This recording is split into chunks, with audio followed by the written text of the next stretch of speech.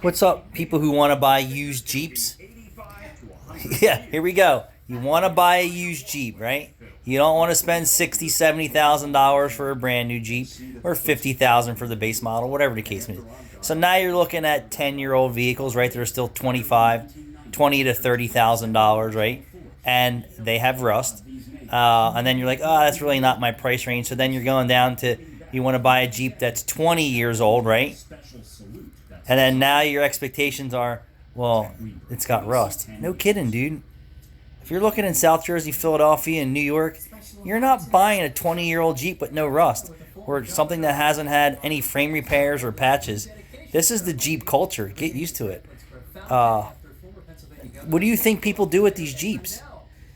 Buy an 87 Jeep Wrangler or something like that, or a Jeep Grand Cherokee. These people have swamped them, beached them, pine barrens them, plowed snow with them, traveled the mountains of New York.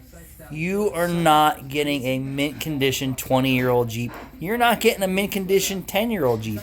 And you're lucky to get a mint condition brand new Jeep that someone hasn't modded to death suspension-wise and drove it on the beach, gone fishing, drove it through a lake, puddle hopping, trail riding.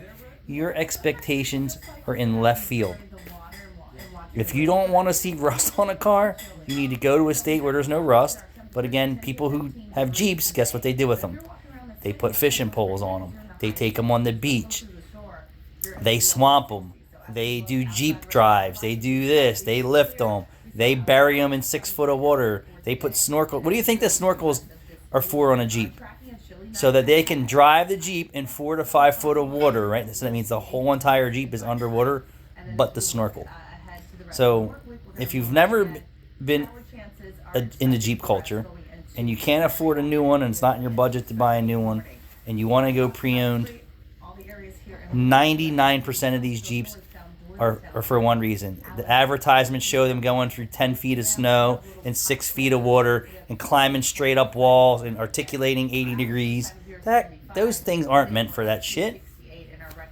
And rust, you can buy a brand new truck or a Jeep and never take it off-road, and you will get surface rust on the frame, and in 10 years there will be a rust spot somewhere. Just a Jeep. Welcome to the culture. Just my advice.